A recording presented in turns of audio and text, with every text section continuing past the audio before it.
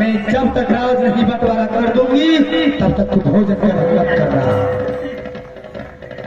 तो पूरा मूड में आ गई तुम? हाँ मैं पूरा मूड में। तो तुम्हारा अगले कहने का मतलब क्या है? मैं राज बंटवाऊं? राज बांट ले जाओ। हाँ यहाँ से चल जाओ बड़का मालिक के पास।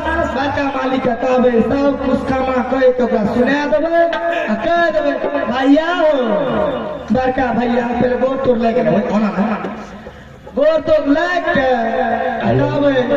बड़का भैया अब एते दिन सब चीज चल रहे राजपा अब हमरा से नहीं चले वाला चूड़ी खपरी जात्रा दे चौका सब चीज को बंटवारा कर दे तू अपना में करना की बाबू।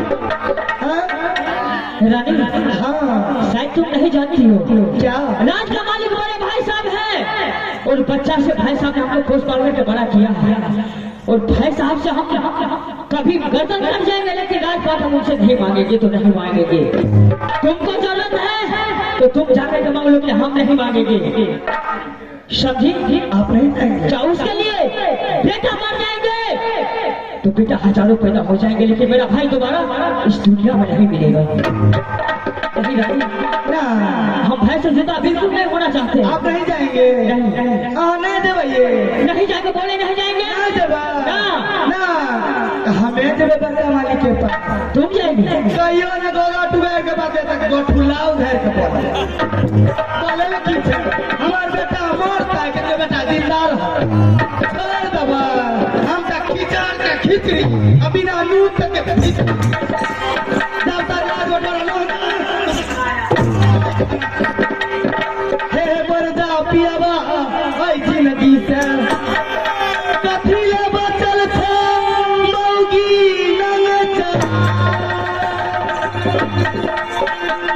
हे सारी पहिर ले अब मौगी के हे चूड़ी पहिर ले हे फुला रानी के जाय सिंदूर पहिर ले तू रानी के हे पियावा सुन ले बचनिया हमार चल जा पियावा रसोईया घर में हे भोजन भैया रसोईया में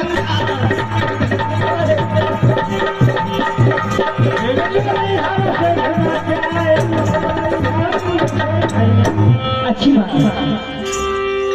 इससे पहले तुम कभी हमारे भाई साहब के पास तुम गई भी नहीं हो तो जाओ ये मौका अच्छा है।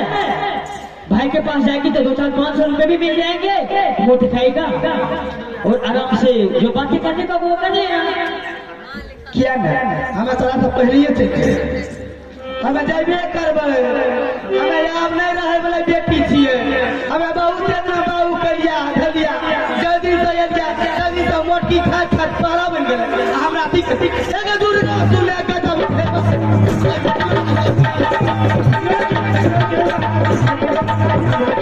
या तुझे काली काली ये भले के बेटी ये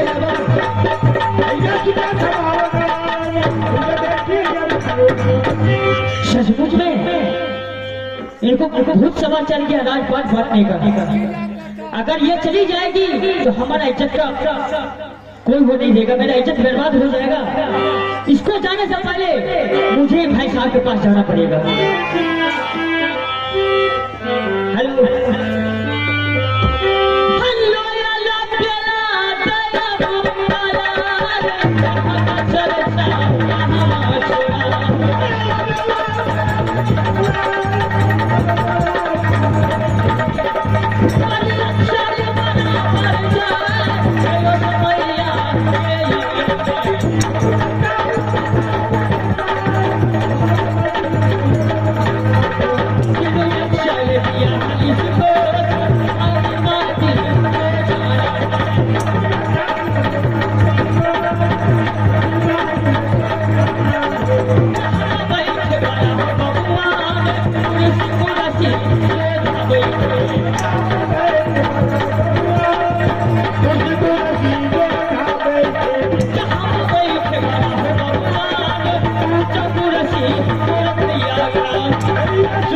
Thank you.